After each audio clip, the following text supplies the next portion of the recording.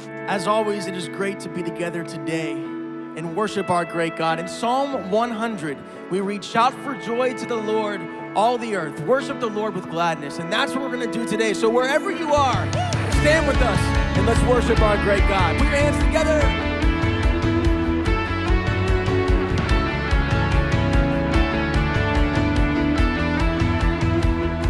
See the tomb where he laid, see the stone rolled away. He is risen, he's alive. See his hands, see his feet, touch his scars and believe. He is risen, he's alive. Oh, he's alive. He lives. All honor and power are his. All glory forever, amen. Jesus lives. Hear the shackles breaking free. Hear the song of the redeemed. He is moving, he's alive. Take this freedom, take this love. Can you feel it rising up? He is here, he's alive. He lives. All honor and power are his. All glory forever, amen. Jesus, oh, he lives. All honor and power are his. All glory forever, amen. Jesus lives. Oh, Jesus lives.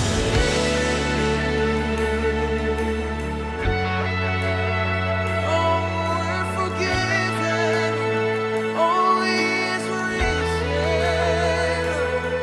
Oh, you took all our shame, left it in the grave. We're forgiven, yeah. We're forgiven. The work forever done, only by the blood. It is finished. Oh, it is finished. You took all our shame, left it in the grave. We're forgiven. We're forgiven. Sing it out. The work forever done, only by the blood. It is finished. Oh, it is finished. He lives. All honor and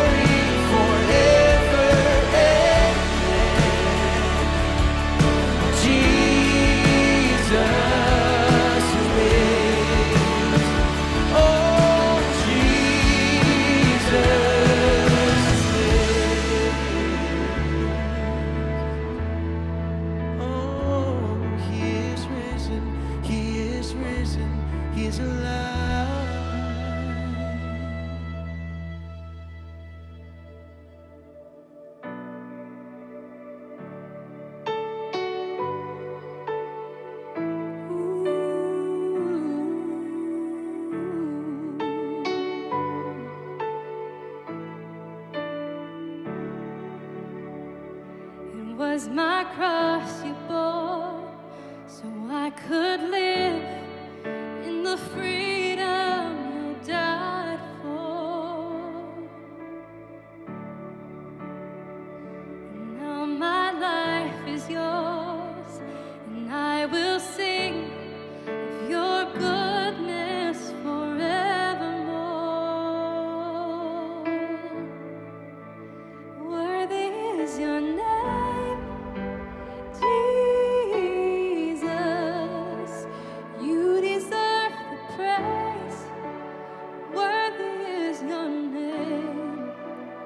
Worthy is your name, Jesus. You deserve the praise. Worthy is your name.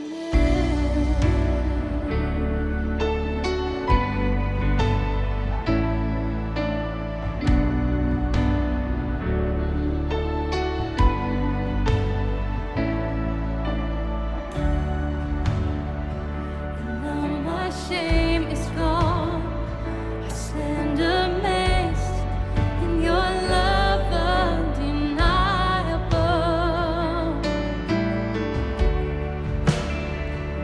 Grace goes on, and I will sing of your goodness forevermore. Worthy is your name, Jesus. You deserve the praise. Worthy is your name. Worthy is your name, Jesus. You deserve the praise. Worthy is your name. Worthy is your name, Jesus. You deserve the praise. Worthy is your name. Worthy is your name, Jesus. You deserve the praise. Worthy is your name.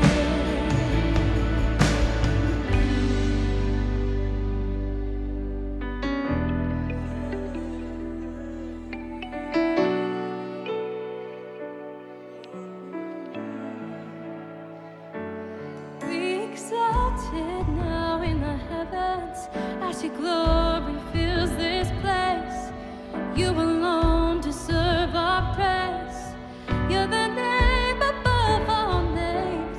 Be exalted now in the heavens as your glory fills this place. You alone deserve our praise. You're the name above all names. Be exalted now in the heavens as your glory fills this place. You alone deserve our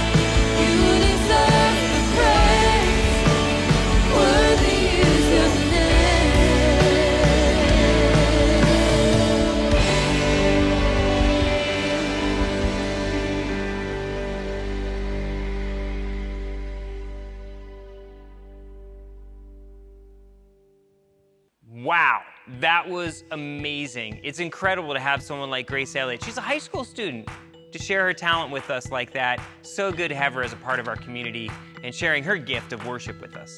And if you want to get connected to the community, text the number on the screen.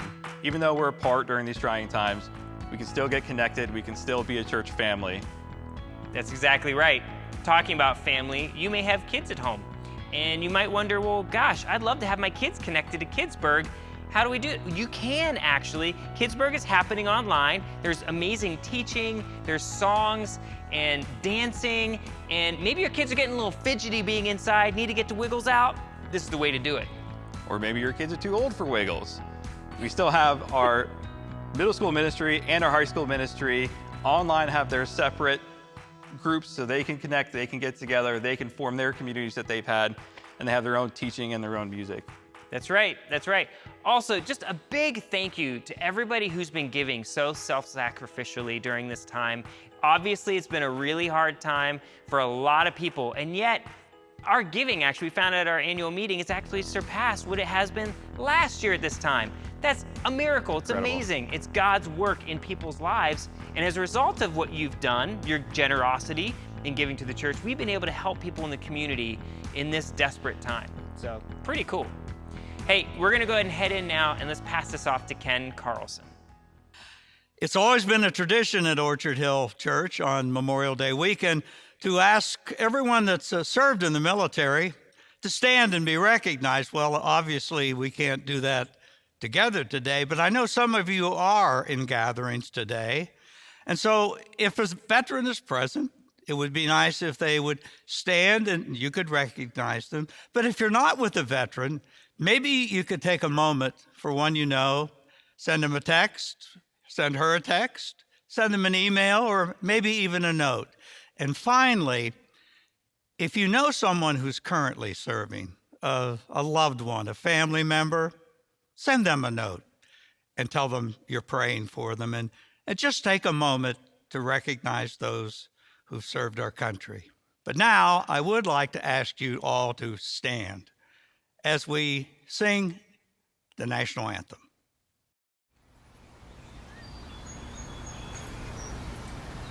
Oh, say, can you see by the dawn's early light what so proudly we hailed at the twilight's last gleaming, whose broad stripes and bright stars through the perilous fight o'er the ramparts we watched were so gallantly streaming, and the rockets' red glare, the bombs bursting in air, gave proof through the night that our flag was still there.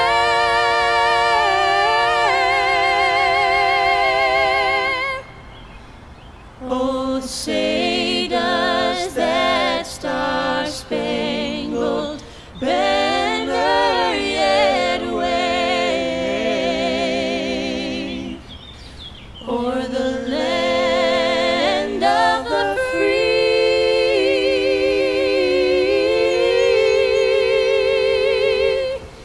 and the home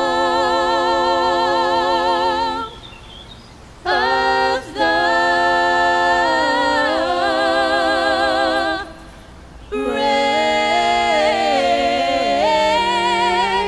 the brave.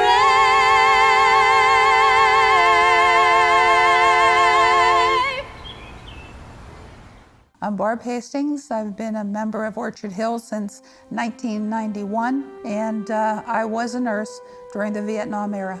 Well, after I graduated from school, then I went to basic training in Fort Sam Houston, Texas. And I was given a uniform. I was put into basic training where we marched, where we learned how to set up tents, where we learned how to survive. I learned how to do things that you don't normally do when you're a nurse. I learned how to do tracheostomies. I learned how to do sutures. These were things that were added. And it made this shy, naive, quiet person into someone who was more confident, more loving.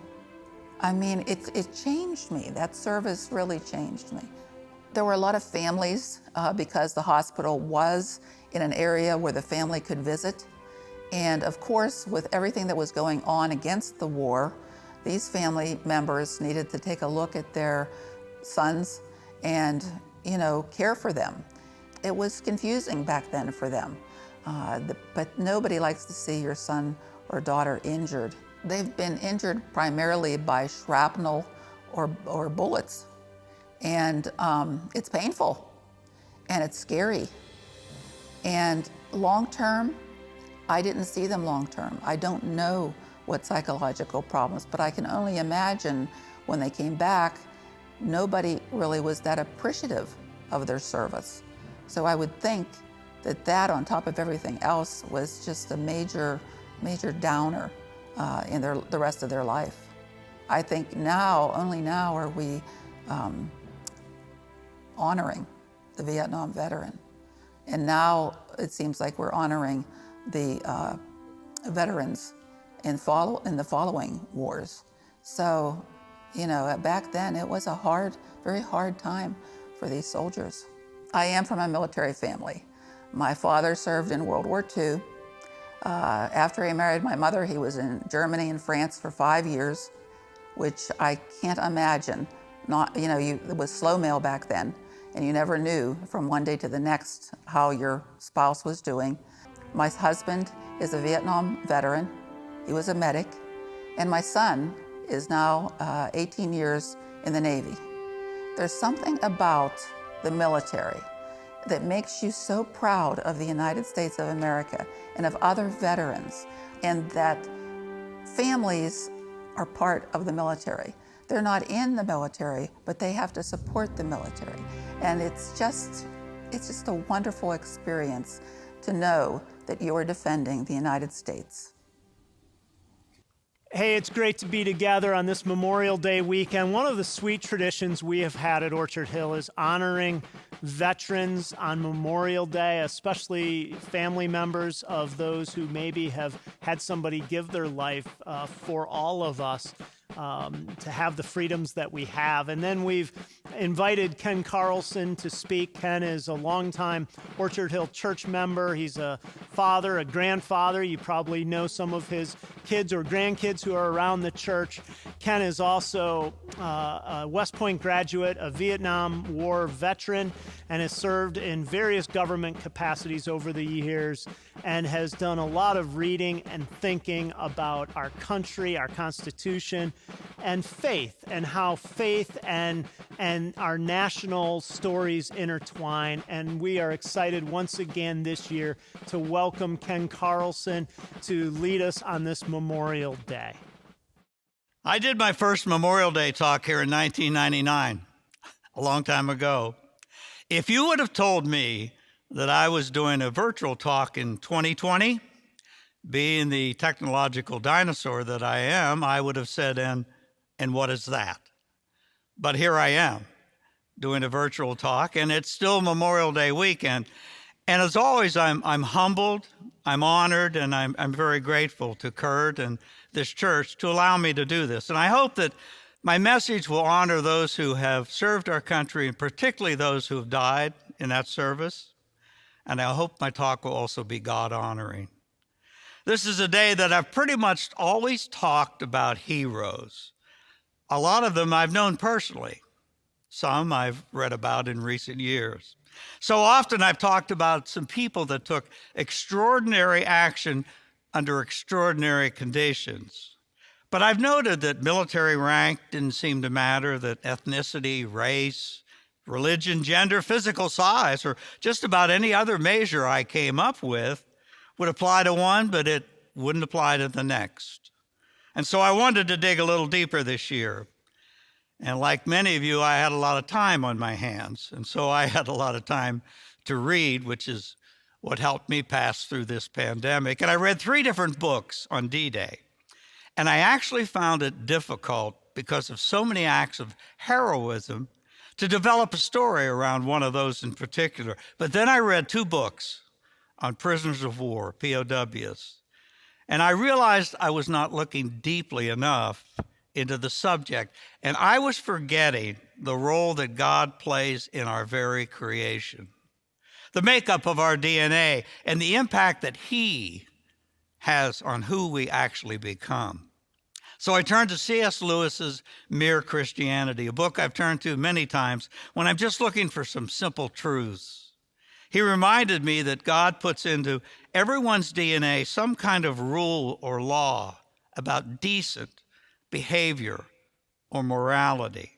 Now, realizing this book was written many years ago, he said the law or the rule about right and wrong used to be called the law of nature. Why was it called that? Well, because people thought that everyone knew it, that it was nature, right from wrong, and they didn't need to be taught it. He was quick to point out also that everyone doesn't obey it because we are born with free choice, and so we more often choose to sin than to obey that law. Now, this Memorial Day talk is not a deep theological discussion of heroism and faith. I'm really not capable of that, particularly the theological part. But I do think they are connected, and maybe more so than we realize. I feel certain that every recipient of the Medal of Honor was not a devout Christian. I also know they're heroes and heroines from many countries and from many faiths. But I'm speaking about Americans today because this is an American holiday. And I'm wondering if that law of nature talked about by C.S. Lewis, that sense of right and wrong, gains strength in America because it was nurtured in us from our country's early Christian beginnings. You see, it wasn't me. Although I remain a sinner, the natural sense of right and wrong was really reinforced in me at a very young age by 2 loving parents who actually practiced it. I got to witness it all the time in my home. They took me to a wonderful old Lutheran church, and I still have memories of this, at this age, of this wonderful Sunday school teacher, a good and decent man who told me the stories of Jesus and taught me right from wrong. And so I was nurtured. I wasn't spoiled. I certainly wasn't coddled. I was nurtured.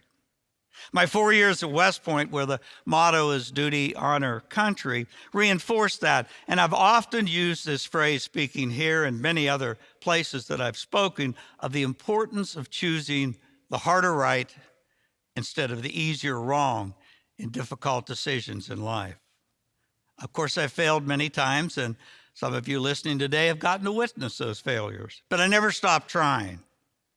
Is it possible that that sense of right and wrong has been a trait of Americans in general for so long because we are a Christian nation by heritage? And is it possible it's disappearing because we're turning our backs on God as a nation? So my story today will not be about one individual act of heroism, but a group of women, a group of Army nurses who endured the horrific experience of being POWs. They were held by the Japanese for years during World War II. Now, I know the status of women has changed greatly throughout society, and particularly in the military. And I know that all nurses need not be women. They can be men too. So don't think I'm being politically incorrect. This story is from the 1940s, and so it reflects that era. And like most of my stories, it requires a short history lesson.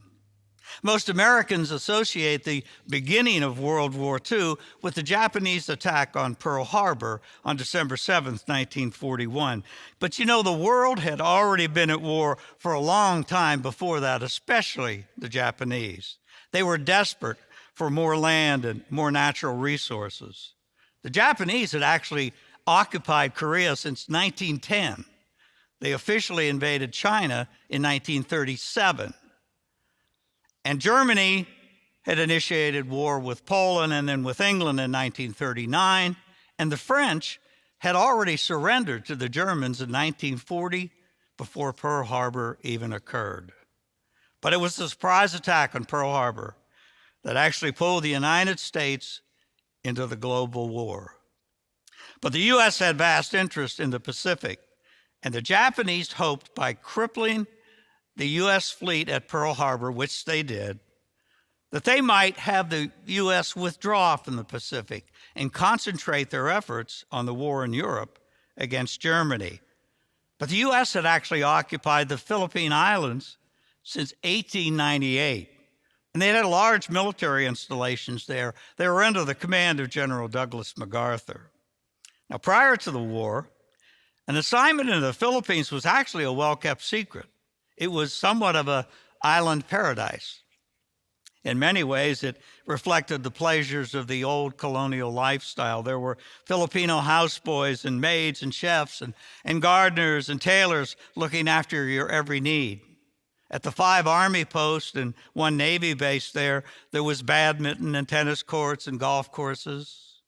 Word of this good life circulated around the military. And young women nurses, women who were ambitious, women who were looking for adventure, they volunteered for duty in the Philippines. And when they arrived, they often found weekly polo matches and cocktails and bridge at sunset. They had white jackets and long gowns at dinner, good gin and dancing under the stars. But you see, the Japanese did not just attack Pearl Harbor in early December. Within days, the Imperial Japanese Navy launched attacks against naval, army bases, airfields, ports in the Philippines, in Malaya, Hong Kong, Guam, Wake, and the Midway Islands, all with great success.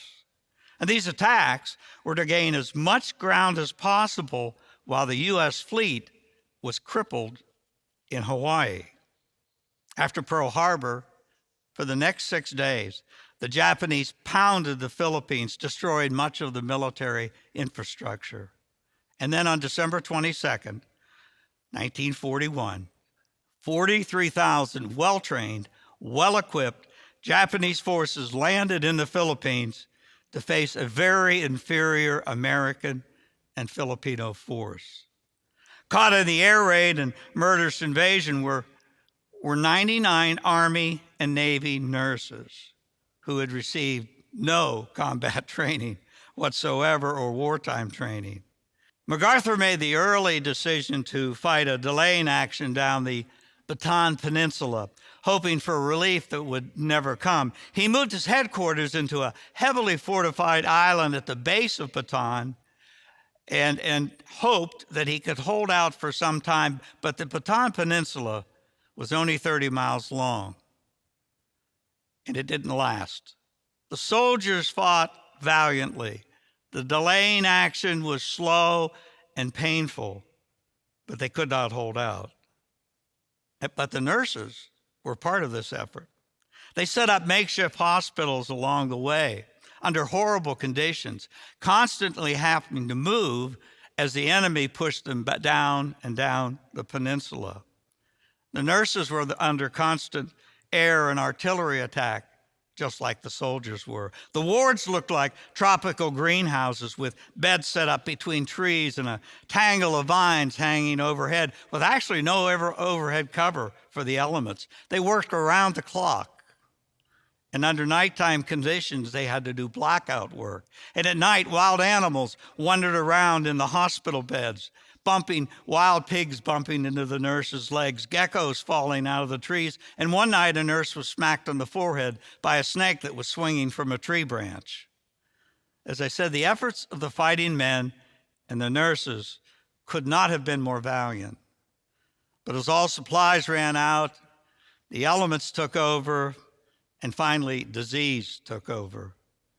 And Bataan was surrendered on April 9th, 1942. Now, some of the troops who were wounded and extremely sick, and the nurses, were moved into the island of Corregidor at the base of Bataan, but they could not hold out either due to malnutrition and diseases. and the overwhelming force of the Japanese. So the Battle of the Philippines would end in early May 1942 with a complete surrender and would lead to the infamous Bataan Death March. The Americans and Filipinos that were captured by the Japanese, many of whom were malnourished, sick, wounded, were forced to march 66 miles in the sweltering jungle heat. They were beaten and tortured along the way. If they couldn't keep up, they were shot or beheaded. It's estimated that 72,000 started the march, 54,000 survived, only to end up in POW death camps, which might have been even worse. Now, the nurses, there were only 66 left by now. They were all Army nurses. Some of the Navy nurses had been evacuated by sea. The nurses were also taken as POWs, and they were moved to an abandoned Dominican school called Santo Tomas, which the Japanese had occupied and turned into a POW compound for what they called enemy nationals. It held mostly foreign civilian nationals who were trapped in Manila in the Philippines when the war broke out. By the time the nurses arrived, many of them were sick and malnourished. And there were 3,800 men, women, and children imprisoned along with them. The camp was initially under civilian control, which made it, although very difficult, not quite as brutal as the camps that were run by the military. The nurses were at first put into isolation, but because of the large number of people in the camp and the large number of sick people in the camp, the nurses were ordered to work as nurses in the prison hospital. And then days turned to months, and months turned to years. The Japanese were slowly starving all the prisoners to death, which further accelerated the diseases they already had. They had them all: malaria, dysentery, hepatitis, so on and so forth. Virtually every nurse was sick. Now, fast forward to 1944. Remember, they were captured in 42. The war was going badly for the Japanese, and so the Japanese turned the prisoner camp over to the military, which made this for a much, much more dangerous situation for the nurses and all of the other prisoners. The Japanese had decided to limit their rations to a point that it could not sustain life. Now, malnutrition, although not a bullet, might be a more painful way to die, to starve to death. It's slower, but it's just as lethal as a bullet. But finally, American troops landed on the island of Luzon on January 9th, 1945, and they began the liberation of the Philippine Islands. And then on the morning of February the 3rd, tanks from the American 44th Tank Battalion crashed through the gates of the prison, and they liberated the prisoners and all of the nurses. Miraculously, and I mean miraculously, all 66 nurses had survived. Some were sick, but they had all survived, while hundreds of others had died in the camp. It's kind of amazing, and there are probably many reasons for it, and I just want to share a couple with you that came to my mind. First of all, they had a commanding officer named Maud Davidson. She was older than most of the other nurses, and she was a career military nurse, and the nurses didn't like her because she demanded discipline. And she reminded them throughout this long ordeal that although they were prisoners, they would conduct themselves as members of the United States Army Nurses Corps. Now, even though they were sick themselves, they reported for duty every day because they were nurses, and the sick called them to duty. Now, I couldn't help but thinking, is some of this that natural law that's put into us by our Creator that C.S. Lewis talked about, that need to do good and honorable work, to work among the dying when you're sick yourself? You see, what happened is the work sustained them. They had to get up every day. Others just laid down and died, while the nurses got up and took care of the dying.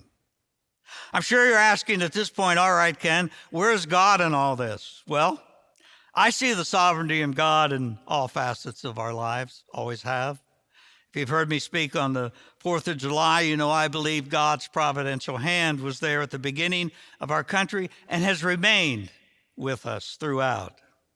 But I do admit that a lot of the books I read did not talk much about faith until I read one that took me right to the Bible. And it was titled, If I Perish. And it was a very, very comprehensive study of the nurses' corps throughout World War II. But at the very front of the book was this portion of a Bible verse from the book of Esther. From the 4th chapter, it said, I will go, and if I perish, I perish. This reflection by the author of Esther must have made the author think of the extreme sacrifices nurses were willing to make in this combat situation, in this horrible POW situation, even though they might perish. I'm sure they talked to her about that. Now, Esther is one of the 2 books named for women in the Bible, and it's rather a simple story of courage, of standing up for what's right, even when it's very difficult. But most importantly, it's a story of understanding the sovereignty of God and trusting in Him in difficult situations. Esther's story begins in Persia around 483 BC. Now, that's about 100 years after Nebuchadnezzar had taken the Jews into captivity. Later, King Cyrus had allowed Jews to return to Judah, but Esther had decided to stay in Persia. She remained there, and she was adopted by her cousin Mordecai when her parents died.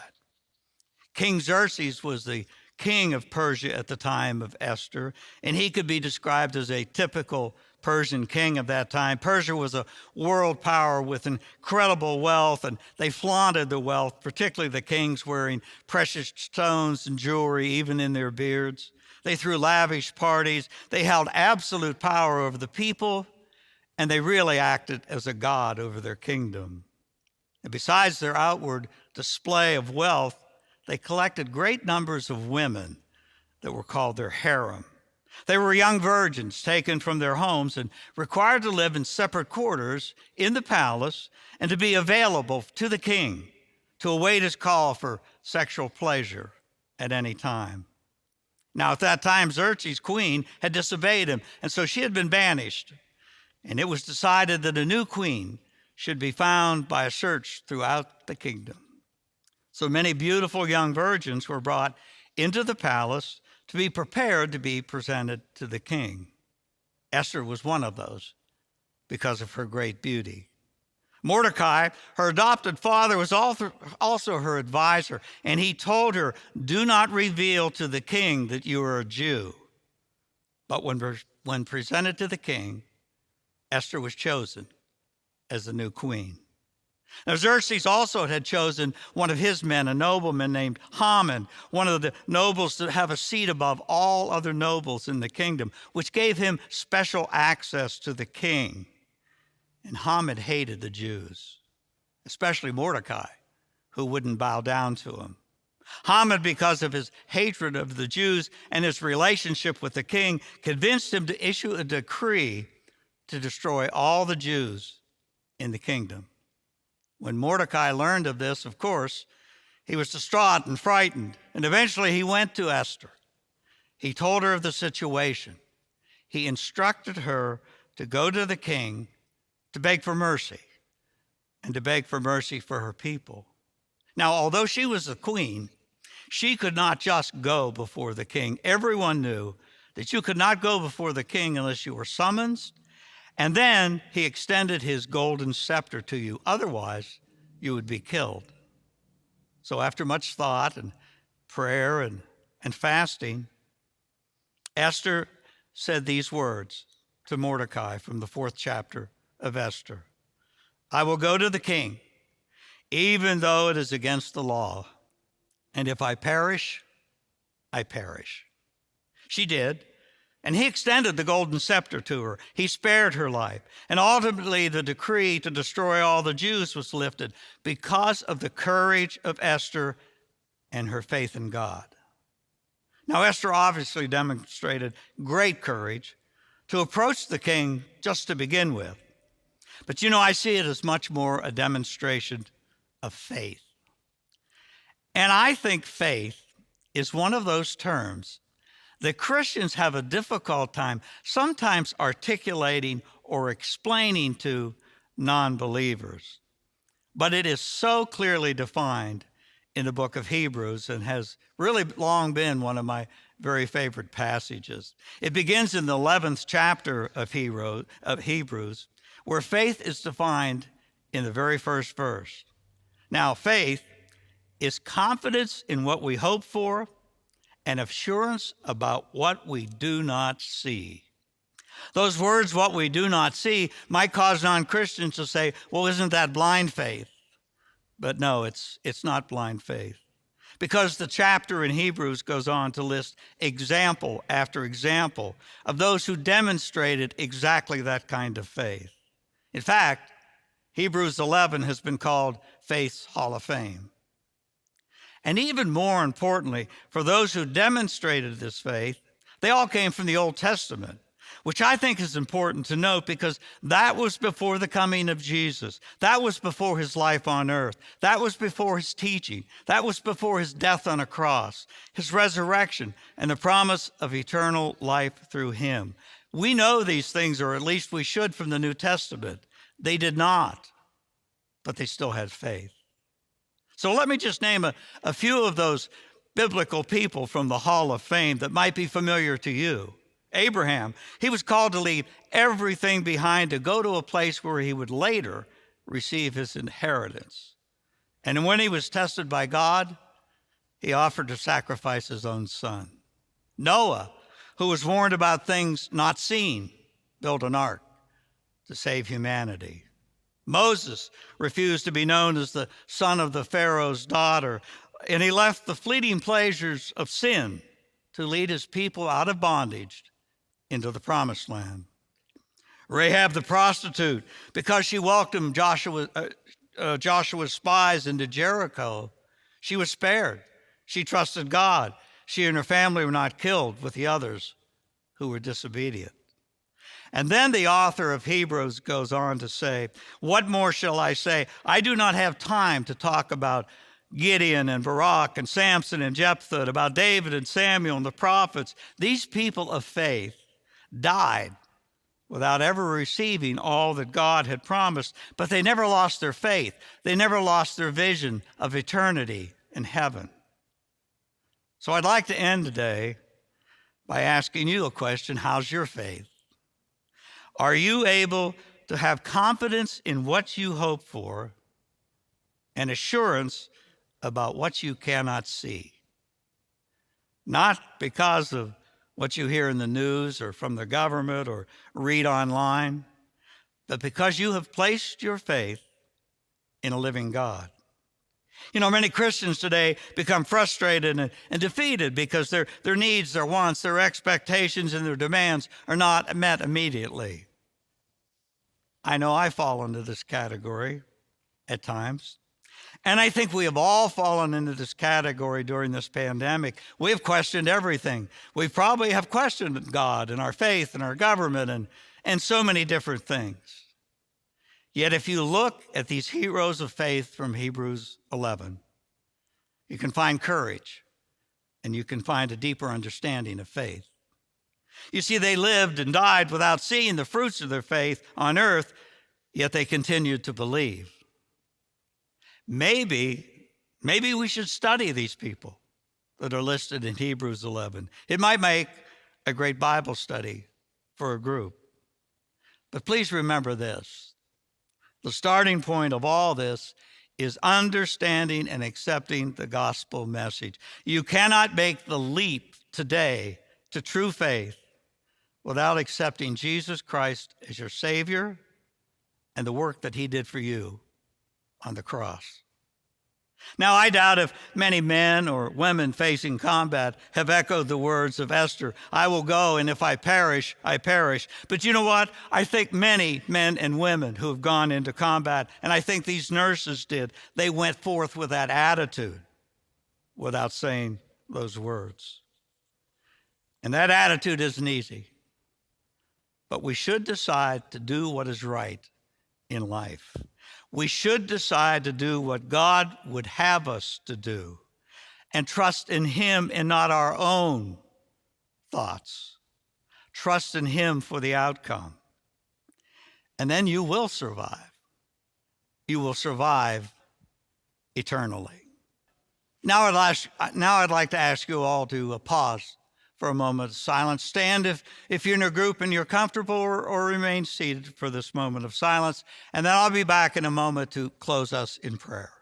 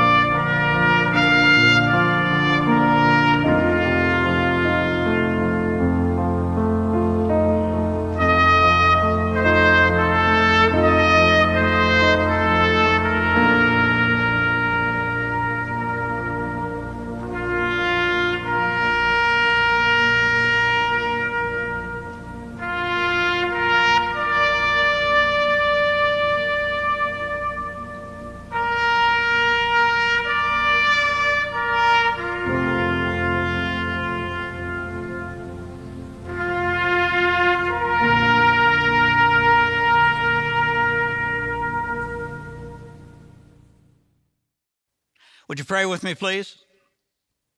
Dear Heavenly Father, during these very difficult and confusing times, may we never lose sight of the fact that you are sovereign and you are in control. Surely we sense that now. And as we move out of this pandemic, may our country experience a new awakening of our need for you in our lives. And on this holiday weekend, I lift up the men and women who have served in our country, and particularly those who have died in that service. I ask that you guard and protect those currently serving, that you bless and comfort their families, and that you bring them home safely. And I pray this all in Jesus' holy name. Amen. I want to thank you all for joining us on our virtual weekend. I hope you have a wonderful Memorial Day weekend, safe and healthy. Thank you very much. What's up, good people? My name is David Bowens, and I'm a worship leader here at Orchard Hill Church. And my name is Chris Jameson. I am also a worship leader here at Orchard Hill Church. Thank you so much for watching this video. If you enjoyed it, go ahead and hit that subscribe button. If you want to check out more, there should be something popping up around now about a recent upload on this screen. Please check it out, and we have so many more other videos for you guys to check out. Thanks again for watching. Catch you guys next time.